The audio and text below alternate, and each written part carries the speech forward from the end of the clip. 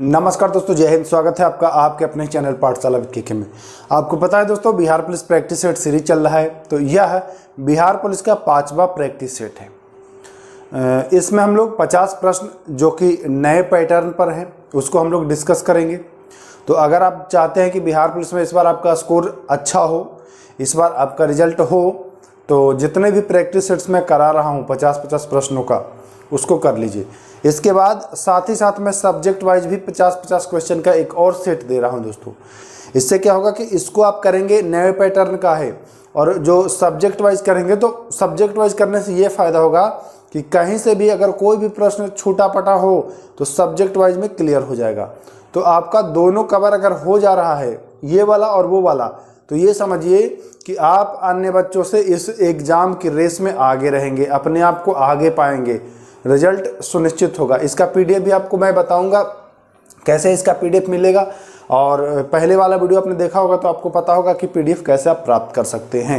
ज़्यादा वक्त न गवाते हुए देखिए, पहला प्रश्न आपके सामने ये रहा। पार्लर पानी होता है। पार्लर पानी क्या होता है भैया? पार्लर पानी, देखिए पार्लर पानी का मतलब है कि बरसात का पानी। राजस्थान में जब बरसात होता है, आपको पता है कि राजस्थान में पानी की किल्लत है ही, तो वहाँ जब बरसात होती है ना, तो छतों से पानी को निकाल करके और लोग इकट्ठा कर लेते हैं कहीं, या तो बर्तन बनाए रहते हैं या कहीं ज़मीन में किसी भी माध्यम से वो इकट्ठा स्टोर करते हैं, उसी को पार्लर पानी कहते हैं, यानी कि बरसात का पानी। ठीक, ये महत्वपूर्ण प्रश्न है, बिहार दरोगा में एक बार पूछा गया है ना, ध्यान दीजिएगा।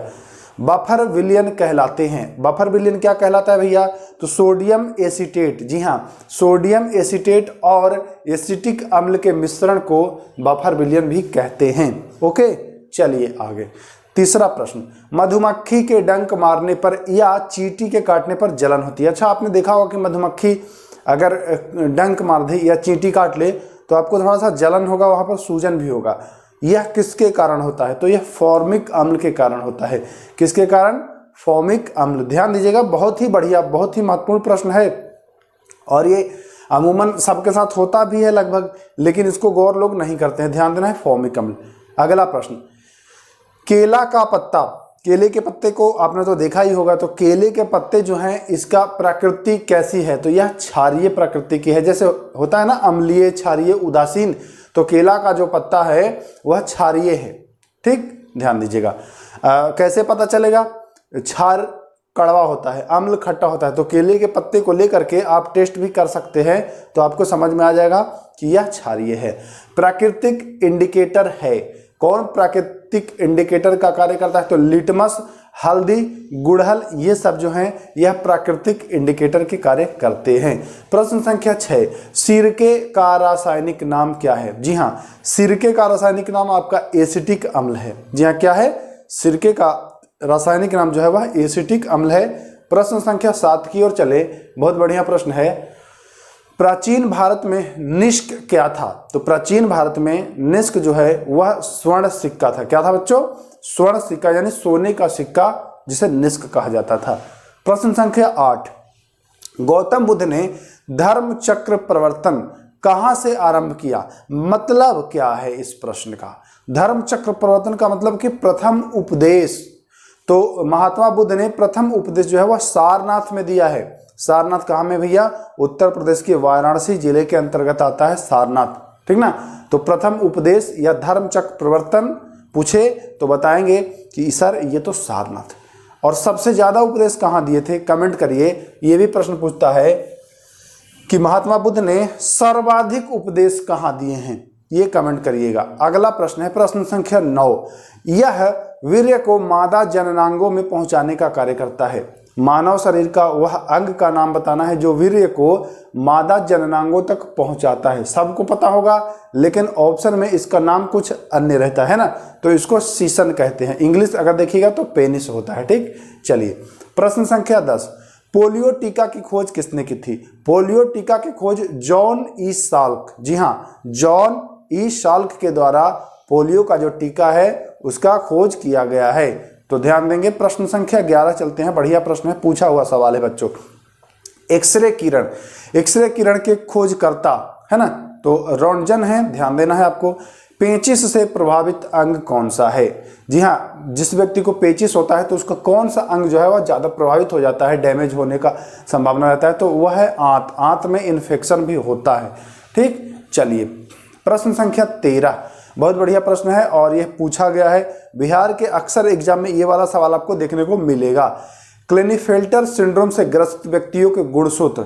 जब क्लेनीफेल्टर सिंड्रोम होता है तो उसमें एक गुणसूत्र और ऐड हो जाता है, यानी कि 23 जोड़ा और प्लस 1, 23 जोड़ा मतलब 46 और प्लस 1 47 गुणसूत्र हो जाता है। ठीक ना, ध्यान देना है। जैन परंपरा के अनुसार कौन अंतिम से एक पूर्व तीर्थंकर माने जाते हैं? तो जैनों में आपको पता है बच्चों कि कुल कितने हैं? कुल 24 तीर्थंकर हैं। ये अंतिम है, 24वें महावीर हैं, तो अंतिम से एक पहले यानी कि 23वें। तो 23वें कौन है भैया? तो क्वेश्चन को खाली घुमाया है, सीधा आपसे पूछा है कि 23वें तीर्थंकर, तो आप बताएंगे कि पार्श्वनाथ। ठीक ना, चलिए प्रश्न संख्या 15 की ओर हम लोग बढ़ते हैं। तो प्रश्न संख्या 15 कहता है किस स्रोत के अनुसार यह कहा जाता है कि अशोक ने श्रीनगर शहर को बसाया है? किस स्रोत मतलब किस साक्ष्य के आधार पर? वह कौन सा साक्ष्य है, वह कौन सा स्रोत है जिसके आधार पर हम लोग कहते हैं, पढ़ते हैं कि अशोक ने ही श्रीनगर को बसाया था? तो यह राजतरंगिणी है। किसकी है? कल्हड़ की एक कृति है। कल्हड़ जो है उन्होंने रचा है राजतरंगिणी। तो राजतरंगिणी से ही पता चलता है कि श्रीनगर की स्थापना अशोक ने की है। तो यहाँ एक प्रश्न और हो गया कि राजतरंगिणी के लेखक कौन है? तो बताएंगे आप कि कल्हड़। ठीक ना। प्रश्न संख्या 16, दक्षिण भारत में जैन धर्म का प्रचार प्रसार किसके द्वारा हुआ? तो आपको पता है कि जैन धर्म 2 भागों में बटा था, एक श्वेतांबर और एक दिगंबर। ठीक ना, 2 भागों में बटा था। तो जो उत्तर भारत में रह गया था वो स्थूलभद्र के द्वारा था, और जो दक्षिण भारत में चला गया था वह था भद्रबाहु के द्वारा। ठीक ना, भद्रबाहु के द्वारा। तो ये चीज ध्यान दीजिएगा। तो इसका जो पूछ रहा है कि दक्षिण भारत में जैन धर्म का प्रचार, तो यह भद्रबाहु होगा। 17 नंबर प्रश्न, किस स्थान पर भगवान महावीर की मृत्यु हुई थी? आपको पता है पावापुरी में। अच्छा देखिए, आप लोग सोच रहे होंगे कि बौद्ध धर्म और जैन धर्म से ज़्यादा प्रश्न ला रहे हैं सर, और मौर्य वंश से भी ला रहे हैं। तो आपको पता है ना कि इन तीनों की उत्पत्ति और लगभग इनका कार्यकाल जो है यह बिहार में ज़्यादा रहा है। बौद्ध धर्म की उत्पत्ति देखिए, आप बुद्ध को ज्ञान ही प्राप्त हुई गया से, तो जाहिर सी बात है कि बिहार से उत्पत्ति हुई है। तो एग्जामिनर यहाँ से तो प्रश्न पूछेगा ही, और स्वाभाविक है, आप जहाँ रहते हैं जिस चीज़ की उत्पत्ति हो रही है उसके बारे में तो जानना चाहिए। ठीक उसी प्रकार जैन धर्म की बात है, और मौर्य का भी बात है कि उसकी राजधानी ही भाई बिहार में रही, उसका पूरा साम्राज्य ही बिहार में रहा। तो इसलिए यह ज़्यादा महत्वपूर्ण भी है और बिहार से संबंधित है, तो इससे प्रश्नों की संभावना ज़्यादा हो जाता है। बिहार के किसी भी एग्जाम की बात कर ले तो किस स्थान पर महावीर की मृत्यु हुई है? तो यह आप बताएंगे कि भैया पावापुरी में हुई है। कबीर, जी हाँ, कबीर किसके शिष्य थे? तो आपको पता है कि कबीर जो है वो रामानंद के शिष्य थे। ध्यान रखना है, रामानंद के शिष्य थे। सांची के स्तूप का निर्माण किसने कराया था? तो अशोक ने कराया था। अशोक किस वंश का है? मौर्य वंश का है। ध्यान दीजिएगा, चंद्रगुप्त मौर्य और बिंदुसार, फिर अशोक। ओके, चलिए प्रश्न संख्या 20। हाँ, एक चीज मैं और बता दूं, मैं जैसा कि हर वीडियो में बताता हूं आप लोग को कि वीडियो केवल एक बार ही देखना है आपको, फिर उसके बाद जो पीडीएफ दूंगा उस पीडीएफ से एक बार देख लेना है, और जब एग्जाम नज़दीक आ जाए तब उस पीडीएफ को दोबारा देख लेना है। इतने में आप एग्जाम में जाएंगे तो आपको सब याद आ जाएगा। ये नहीं कि आप एक ही चीज़ को पढ़ते रहिए, तो समय भी कम है। अब एक ही चीज़ को खाली पढ़ेंगे, जैसे इस वीडियो को हम कह दें कि 5 बार देखिए, तो भाई और भी चीज़ तो आपको जानना है, केवल इसी वीडियो से तो नहीं हो जाएगा काम। तो इसलिए सबको पढ़िए, एक बार वीडियो देखिए, एक बार पीडीएफ, जैसे आज आपने ये वीडियो देखा, रात को सोते समय या जब आपको समय मिले तो पीडीएफ आपने 2-4 मिनट में पीडीएफ देख लिया। उसके बाद क्या करना है कि जब एग्जाम नज़दीक आएगा तो मैं वीडियो बनाऊंगा उस समय और बताऊंगा कि अब आप पीडीएफ जो दिया हूं मैं उसको एक बार फराटेदार तरीके से आप फिर से शुरू कर दें, तब आप करिएगा, रिजल्ट तो 100% होगा, लिख के दे देंगे हम। चालुक्य वंश के सबसे पहला शासक जय सिंह जो था वह पहला शासक था। बंगाल विभाजन को रद्द किया था, किसने किया था? तो लॉर्ड हार्डिंग के द्वारा रद्द किया गया था। किसके द्वारा? लॉर्ड हार्डिंग के द्वारा रद्द किया गया था। आर्यभट्ट क्या थे? तो आर्यभट्ट एक महान खगोल शास्त्री थे। क्या थे भैया? महान खगोल शास्त्री थे आर्यभट्ट। ओके, चलिए प्रश्न संख्या 23। गांधार कला किसका मिश्रण है? यह बिहार पुलिस में पूछा गया है प्रश्न। तो मूर्ति कलाओं की भारतीय और यूनानी शैलियों का मिश्रण है। गांधार कला जो है वह भारत और यूनानी शैली का मिश्रण है। बाराहमिहिर कौन थे? यह भी पूछा हुआ है। यह एक महान प्राचीन खगोलविद थे। क्या थे भैया? महान प्राचीन खगोलविद थे। चलिए प्रश्न संख्या 25 की ओर। चौसा की लड़ाई में शेरशाह ने किसको हराया था? तो चौसा कर्मनाशा नदी के किनारे है। शेरशाह ने हुमायूं को हराया था। ध्यान दीजिएगा, चौसा। अच्छा कमेंट करिए, बहुत इजी है प्रश्न, कि चौसा की लड़ाई हुई कब थी? ठीक है ना। ऑप्शन दे देते हैं 1538, 39, 40, 41। ओके चलिए। द्वितीय बौद्ध परिषद कहाँ में हुई थी? तो हम जब बौद्ध आपको कराए हैं एनसीईआरटी से, तो उसमें मैं बताया हूँ कि पहला राजगृह वैशाली है ना, ऐसे करके मैं रा बै पाकू बताया हूँ ना। तो द्वितीय है वह वैशाली में है। उत्तरी बिहार का प्राचीन नाम, उत्तरी बिहार का प्राचीन नाम वज्जी है ना, वज्जी वैशाली। चलें, योग दर्शन के संस्थापक कौन थे? योग दर्शन यानी कि योग दर्शन का संस्थापक पूछा जा रहा है तो बताएंगे पतंजलि। मान्यता के अनुसार, कह रहा है कि मान्यता के अनुसार महाभारत की जो लड़ाई थी यह कितने दिनों तक चली थी कुरुक्षेत्र में? तो बताएंगे यह 18 दिनों तक चली थी दोस्तों। प्रश्न संख्या 30। सिंधु सभ्यता का कौन सा निम्न में से डॉकयार्ड का प्रमाण प्राप्त है? देखिए डॉकयार्ड केवल और केवल एक ही जगह से नहीं मिला, और भी जगह से मिला है, लेकिन ऑप्शन के अकॉर्डिंग जब लोथल है तो लोथल ही होगा, है ना। और भी जगह से मिला है, जैसे अल्लादीनो मिला है, और 2-3 जगह हैं जहां से आपको डॉकयार्ड मतलब क्या समझ रहे हैं? डॉकयार्ड मतलब बंदरगाह। इसको गोदीबाड़ा भी पूछ देता है कि इनमें से कौन सा सिंधु सभ्यता का गोदीबाड़ा है? तो लोथल से आपको पता है कि बंदरगाह मिला है, तो ध्यान दीजिएगा लोथल होगा इसका सही जवाब। कौन सा बौद्ध धर्म का संप्रदाय नहीं है? तो आपको पता है कि श्वेतांबर और दिगंबर यह जैन धर्म से संबंधित है, तो दिगंबर जो है बौद्ध धर्म का संप्रदाय नहीं है, ध्यान रखना है आपको। प्रश्न संख्या 32। कौन आयुर्वेद के जनक के रूप में जाने जाते हैं? आयुर्वेद के जनक के रूप में आपको चरक जाने जाते हैं। कौन जाने जाते हैं? चरक जाने जाते हैं। नालंदा का प्राचीन विश्वविद्यालय किस वंश के दौरान बनाया गया था? सीधा सा पूछ रहा है कि नालंदा विश्वविद्यालय किसने बनाया था? तो आपको पता है कि कुमारगुप्त के द्वारा, तो यह गुप्त वंश के थे, तो ये भी ध्यान देना है, गुप्त वंश। नाम पूछे तो कुमारगुप्त।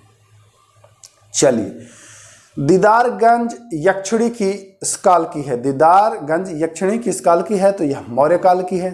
प्रश्न संख्या 35। सिद्धार्थ ने किस धर्म की स्थापना की? सिद्धार्थ भगवान महात्मा बुद्ध का ही नाम है सिद्धार्थ। ओके, सिद्धार्थ किसका नाम है? महात्मा बुद्ध का ही नाम है सिद्धार्थ। तो पूछ रहा है कि इसने सिद्धार्थ ने किस धर्म की स्थापना की? तो आपको पता है कि बौद्ध धर्म की ही करेंगे जब बुद्ध हैं तब, है ना। ये बाद में बुद्ध कहलाए, जब इनको ज्ञान की प्राप्ति हुई तो बुद्ध कहलाए, उससे पहले सिद्धार्थ ही थे। जातक किसका पवित्र ग्रंथ है? तो जातक जो है वो बौद्धों का पवित्र ग्रंथ है। आपने नोटिस किया होगा कि बौद्ध धर्म जैन धर्म से प्रश्न ज्यादा आ रहे हैं, तो बिल्कुल आएंगे, क्योंकि भाई इनकी उत्पत्ति आपके यहाँ से हुई है, आपके यहाँ के एग्जाम में यह प्रश्न पूछा जाएगा, बिल्कुल पूछा जाएगा। तो 37 नंबर प्रश्न देखिए, एक सही रणनीति से ही पढ़ना चाहिए, ऐसे नहीं कि कुछ भी फालतू पढ़ते जाइए। मैं मानता हूं कि कोई चीज फालतू नहीं होता है, लेकिन जहां का आप एग्जाम दे रहे हैं, जिसकी मान्यता ज्यादा है, उसको अवश्य पढ़ा करिए, स्किप मत किया करिए उसको, तो फायदा होगा आपको। पीतल किसकी मौजूदगी में निरंतर रहने से वायु में रंगहीन हो जाती है? हाइड्रोजन सल्फाइड के उपस्थिति के कारण। अश्रु गैस का मुख्य घटक क्या है? तो अश्रु गैस का मुख्य घटक जो है वह क्लोरीन है। क्वेश्चन को रिवर्स पूछा गया है, क्लोरीन किसका मुख्य घटक है? अश्रु गैस, ऑप्शन के अनुसार चलिएगा। तो आंसू गैस का मुख्य घटक जो है वह क्लोरीन है। प्रश्न संख्या 39। साफ रात यानी कि जो साफ रात होता है वह बादल वाली रातों से ठंडी होती है, क्यों? जैसे किसी दिन आप देखें कि जिस रात में बादल छाए हुए तो उस दिन उमस जैसा होगा, गर्मी लगेगा, और जिस दिन बादल साफ होगा उस दिन आपको कम गर्मी लगेगा। क्यों? क्योंकि जो विकिरण होता है, जो सूर्य के प्रकाश का विकिरण होता है, जो पृथ्वी पर रुक जाया होता है, वह निकलना चाहता है लेकिन बादल से टकरा के पुनः फिर आ जाता है। इस वजह से गर्मी यहाँ ज्यादा हो जाता है, और जब बादल साफ होता है तो वह विकिरण वापस लौट जाता है। तो विकिरण के कारण कुल मिलाकर के ध्यान देना है, समझते भी चलेंगे। कुछ क्वेश्चन जो है वो कॉन्सेप्चुअल हैं, तो इसको समझते भी चलना होता है। मांसपेशियों में थकान किसके इकट्ठा होने से होता है? अच्छा देखें हैं आप कि बहुत दिन के बाद आप या तो जिम करें या रनिंग स्टार्ट करें, तो आपको आपके हाथ पैर घुटने वगैरह में दर्द करता है। तो होता क्या है कि लैक्टिक अम्ल जमा हो जाता है। बहुत दिन के बाद आप एक्सरसाइज करना शुरू कर देंगे अचानक, तो 2-3-4 दिन होगा क्या कि जमा हो जाएगा आपके लैक्टिक अम्ल। तो इस वजह से आपके दर्द होता है, थकान का अनुभूति होती है। पित्त कहाँ संग्रहित होता है? तो उसका जो आंसर होगा वह लैक्टिक अम्ल होगा। पित्त जो है वह संग्रहित होगा पित्ताशय, है ना, कहाँ? पित्ताशय में। प्रश्न संख्या 42, कौन सा एक गर्म रक्त वाला जानवर है? ऑप्शन था इसमें छिपकली वगैरह रहा होगा, है ना, तो उसके हिसाब से यह बंदर हो जाएगा। ठीक, अब ये मत कहिए कि सर केवल बंदर ही है क्या, तो नहीं, ऑप्शन के अनुसार चलते हैं। ऑप्शन में और भी थे। नमक का भारी मात्रा में सेवन करने के बावजूद भी किस पशु को उच्च रक्तचाप नहीं होता है? अच्छा, डॉक्टर सलाह देते हैं कि अगर ज़्यादा नमक खाइएगा तो हाई ब्लड प्रेशर के आप शिकार हो जाएंगे, लेकिन ऊंट ऐसा प्राणी है जो ज़्यादा नमक खाता है फिर भी उसको हाई ब्लड प्रेशर नहीं होता है। तो ध्यान दीजिएगा, ऊंट होता है इसका राइट आंसर।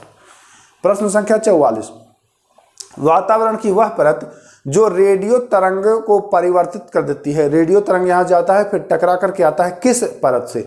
तो आयन मंडल, जी हाँ, आयन मंडल। प्रश्न संख्या 45 यानी 45, प्रकाश के विद्युत चुंबकीय स्वरूप की खोज मैक्सवेल के द्वारा किया गया है। बढ़िया, अच्छा प्रश्न है, पूछा हुआ सवाल है। नाइट्रोजन किसका अनिवार्य घटक होता है? प्रोटीन का अनिवार्य घटक है नाइट्रोजन। बहुत बढ़िया प्रश्न है ये वाला प्रश्न, स्टार कर लीजिए। क्वेश्चन नंबर 46 नया है तो स्क्रीनशॉट ले लीजिए। नाइट्रोजन किसका अनिवार्य घटक है? तो प्रोटीन का। अमरबेल क्या है बच्चों? तो अमरबेल परजीवी है। क्या है भाई? परजीवी है, ध्यान दीजिएगा। प्रश्न संख्या 48, लीवर किसका भरपूर स्रोत है? तो लीवर प्रोटीन का भरपूर स्रोत है, ध्यान देना है। प्रश्न संख्या 49, निम्नलिखित में से किस हार्मोन को आपातकालीन हार्मोन भी कहते हैं? आपातकालीन हार्मोन एड्रीनेलिन हार्मोन को कहते हैं। 50 और आखिरी सवाल आज का, ब्रेड बनाने के लिए आवश्यक घटक है। तो ब्रेड बनाने के लिए जो आवश्यक घटक है वह मैदा और खमीर है। तो दोस्तों 50 अति महत्वपूर्ण प्रश्न थे जो बिहार पुलिस के नए पैटर्न पर आधारित थे। अब हम बात कर लेते हैं बच्चों कि इसका पीडीएफ आपको कहाँ से मिलेगा। अक्सर आप लोग कमेंट करते हैं कि सर पीडीएफ नहीं देते हैं, पीडीएफ नहीं देते हैं। तो पीडीएफ मिलता है बच्चों। यहाँ पर आपको हमारे टेलीग्राम चैनल का दिखाई दे रहा होगा लोगो। आप टेलीग्राम में जाकर के सर्च करेंगे पाठशाला विद के, ये वाला चैनल आएगा, ठीक ना।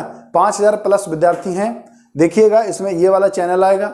और यहाँ यही लोगो है जो हमारे टी शर्ट पर है, यहाँ भी दिख रहा होगा। यही लोगो पर क्लिक करके और आपको ज्वाइन कर जाना है। वहाँ आपको प्रतिदिन जितने भी क्लासेस कराए जाते हैं पीडीएफ के द्वारा, उनका पीडीएफ मैं निःशुल्क दे देता हूँ। पीडीएफ जरूर डाउनलोड कर लीजिएगा। पीडीएफ देखिएगा, जब एग्जाम नज़दीक आएगा तो आप कितना वीडियो खोज के देखेंगे। 20-20 मिनट, 25-25 मिनट, लगभग हम 200 वीडियो दिए हैं। तो सारा वीडियो नहीं देख पाएंगे ना कम समय में, लेकिन पीडीएफ तो देख लेंगे। 1 मिनट 5 मिनट में आप एक पीडीएफ आसानी से देख लेंगे 50 क्वेश्चन का। अरे बिहार पुलिस से रिलेटेड लगभग 100 वीडियो होगा, 100 पीडीएफ मिलेगा। 100 × 500 मिनट यानी कि 8 घंटा। एक दिन 1 घंटा रखिए, 8 दिन में आप सारा लगभग कर लेंगे काम, है कि नहीं? 8 से 9 दिन में। तो ये आपको फायदा होगा। तो जुड़ जाइएगा। और वीडियो के डिस्क्रिप्शन में भी लिंक मैं दे रहा हूँ अपने टेलीग्राम चैनल का, वहाँ भी क्लिक करके जोड़ सकते हैं टेलीग्राम से और पीडीएफ ले लीजिए। बाकी फिर हम लोग अगले वीडियो में मिलेंगे। और कोई समस्या या किसी भी प्रकार का समझने में कोई दिक्कत तो कमेंट कर दीजिएगा, है ना। फिर मिलेंगे। नमस्कार, जय हिंद।